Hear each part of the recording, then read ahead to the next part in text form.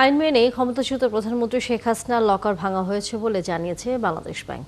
বুধবার কেন্দ্রীয় ব্যাংকের সহকারী মুখপাত্র এই নিয়ে ব্যাখ্যা দিয়েছেন। আর শেখ হাসিনার অনুপস্থিতিতে তার লকার ভাঙতে মোট কতজন কত সময় নিয়েছে সেটি জানিয়েছে অগ্রণী ব্যাংক। ব্যাংকটির লকার থেকে 832 ভরি স্বর্ণালঙ্কার পাওয়া গেলেও পুবালী থেকে কিছু পাওয়া যায়নি। অনুপধিকারী তরুণ জানাচ্ছেন বিস্তারিত।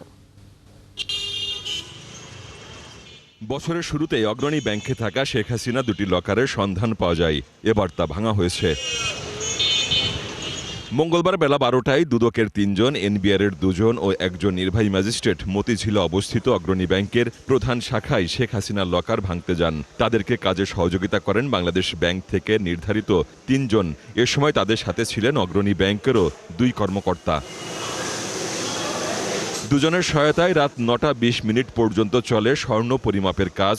এরপর সেগুলো জব্দ দেখিয়ে সিলগালা করে তা আবার অগ্রণী ব্যাংকে রেখে রাত 10টা 20 মিনিটে ব্যাংকটি ছেড়ে যায় এনবিআর দুদকের যৌথ টাস্কফোর্স। গতকালকে ওই লকার দুটো 12টার দিকে ওনারা আসছেন, সমস্ত আইনি প্রক্রিয়া আগে থেকে করে ওনারা আগে থেকে চিঠি দিয়ে জানিয়েছিলেন যে গতকালকে ওরা খুলবেন।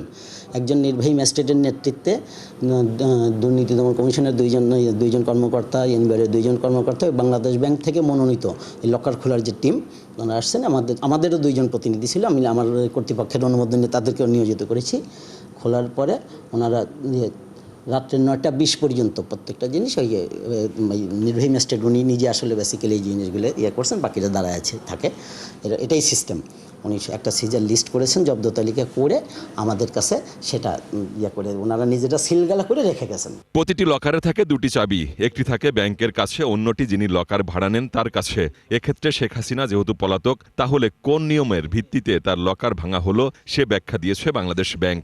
যৌথ চাবিতেই আসলে এটা খোলা হয়ে থাকে, তো এটাই হচ্ছে নিয়ম।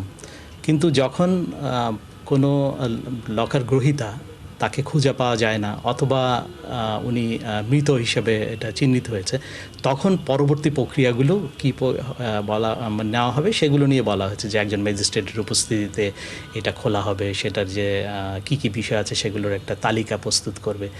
তারপর এইটা নিয়ে পরবর্তীতে কে পাবেন না পাবেন সেই বিষয়গুলো হচ্ছে আমাদের যে ইনহেরিটেন্স অ্যাক্ট আছে সেগুলো দিয়েই এইগুলো নিষ্পত্তি হয়ে থাকে।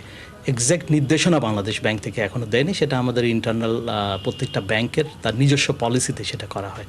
অর্থাৎ যখন লকারের ভাড়াকারী উনি যদি মৃত হিসেবে হয় অথবা তাকে হদিস পাওয়া যাচ্ছে না, তো সেখানে এটার জন্য ওনাদের জন্য একটা লস, যে এটা দীর্ঘদিন ধরে পড়ে আছে, কোনো ভাড়া পাচ্ছে না, তাদের সাথে যোগাযোগ করতে পারছে না, তখন এই প্রক্রিয়া তারা নিয়ে থাকে।